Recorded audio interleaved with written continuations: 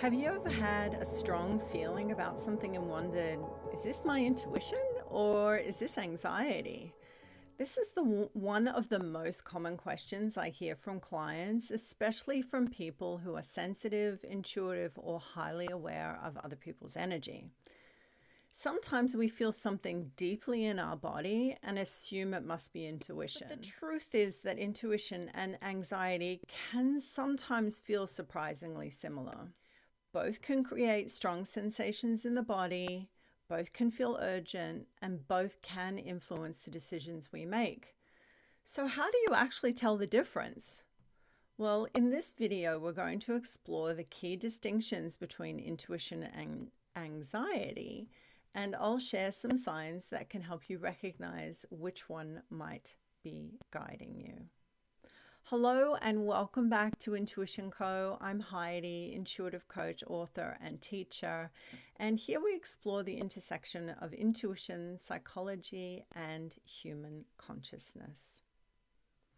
So why does this confusion happen? Well, one of the reasons intuition and anxiety get confused is because they both involve the body's perception systems. Intuition often arrives through subtle body signals. For example, a sense of knowing, a feeling of expansion or contraction, a quiet inner voice, a subtle emotional shift. Anxiety can also show up in the body, including the tightness in the chest, the racing thoughts, a feeling of urgency, worry about potential outcomes. You know what I'm talking about. So when we're not familiar with how our nervous system works, these sensations can easily be misinterpreted. So let's look at what intuition actually feels like. Intuition is often much quieter than people expect. It's less like a loud kind of fire alarm and more like a clear inner signal. Many people describe intuitive insights as a calm sense of knowing. And this might also bypass the logical mind. So it doesn't necessarily make sense, but you just know that it is true. And even when intuition warns us about something, the message itself is usually quite simple. So for example, something feels off, this doesn't feel aligned, this opportunity feels right, or I need to leave now. Intuition rarely comes with long spirals of thought. Now I want you to pause here and think about that. I'm going to repeat it. Intuition rarely comes with long spirals of thought. Instead, it appears as a brief moment of clarity. So let's now look, in comparison, what anxiety feels like. Anxiety tends to operate very differently from intuition. And instead of clarity, anxiety usually produces mental noise and very intense physical sensations. So it often sounds like, what if something goes wrong? What if I make the wrong decision? What if people judge me? Should I do it? Shouldn't I do it? What should I do? People, please stop shoulding all over yourself. It's not helpful. Anxiety is future focused. All right. And it tends to generate multiple scenarios and possibilities. There is nothing wrong with doing your due diligence, but when you get in a thought spiral, that's not intuition. So rather than one clear signal, anxiety creates, as I mentioned, a loop of thoughts that tend to repeat themselves. So 3 signs it may be intuition. So here are the 3 signs that you're experiencing your intuition or your intuitive intelligence. Number 1, the message it's simple, it's clear. Intuition often delivers a very short message or insight. Doesn't usually require a long explanation, and you might simply just feel yes, no, this feels right, something feels off, I don't like that person. Intuition tends to be direct rather than complicated. Number 2, the feeling is calm even if the message is serious.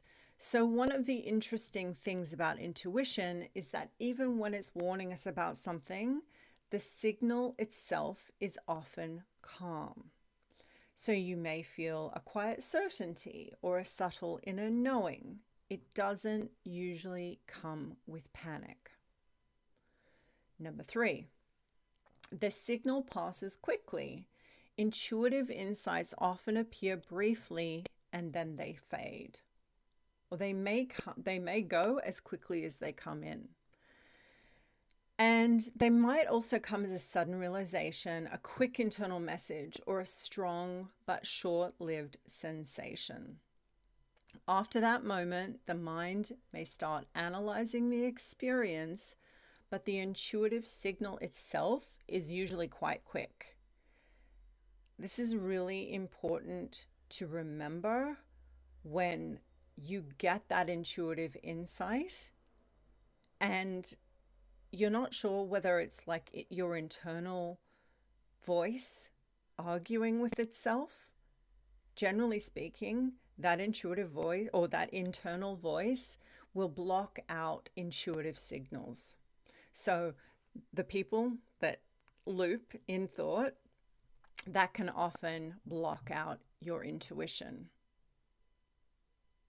So now let's look at the 3 signs that might be anxiety. So, number 1, the thoughts keep repeating. Like I've said before, I feel like I'm in a loop myself. Anxiety tends to loop. You might find yourself thinking, what if I'm wrong? What if something bad happens? What if I regret this decision? The mind keeps replaying the same scenarios over and over again. Here's something that I use and that I encourage my clients to use as to stop that loop about choices and decisions. It's literally make a choice. If you don't like the outcome of that choice, then make another choice. Okay? It's just so simple. It can be hard to do when you're in an anxiety loop or spiral, but keep saying to yourself, I'll make this choice. If I don't like the outcome, I'll make a different choice. Let's look at number 2. So your body feels highly activated. Anxiety usually activates the nervous system. Okay, so think about your physiology when you're in anxiety. Racing heart, tight chest, shallow breathing, restlessness, digestive issues. Maybe you might have on a sweat. You can't sleep very well. All of these things are indications that the nervous system is in a state or a stress response rather than intuitive perception. Number 3, the feeling becomes louder the more you think about it. So anxiety tends to grow when we focus on it. It's kind of like feeding the beast, right? So the more we analyze the situation, the stronger the worry becomes. Intuition doesn't usually behave this way. So one of the most important things to understand is that sensitivity and intuition often coexist within a responsive nervous system. Highly intuitive people are frequently highly sensitive people as well. So this kind of adds to the confusion. But it also means that part of developing your intuition involves learning how to regulate your nervous system and understand your emotional signals. Because when the nervous system becomes calmer and more regulated, intuitive signals become much easier to recognize. I have a saying in my business, regulation first, intuition follows. And I will take that. I will take that rule with me for the rest of my life. If you are not regulated, it's very difficult to receive your intuitive communication and intelligence. So if you've ever struggled to tell the difference between intuition and anxiety, look, Don't worry, you're not alone. It's also perpetuated in the spiritual space about gut feelings. Gut feelings are more anxiety aligned, they are not intuition, they're more of a survival response, which also is related to stress hormones like cortisol and adrenaline.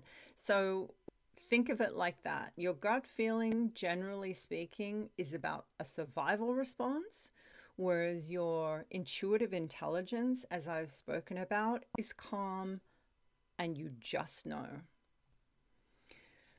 Many sensitive and intuitive people experience confusion at some point in the development. And honestly, the key is learning how your own body communicates with you. You have to build that relationship. When you begin to recognize the patterns of your nervous system and your intuitive signals, decision making becomes much, much clearer. So if this topic resonated with you, I'll be sharing more videos about intuition, empath awareness, and developing your intuitive intelligence. So thank you for being here, and please do like, share, and subscribe. It makes a huge difference. And I will see you in the next video.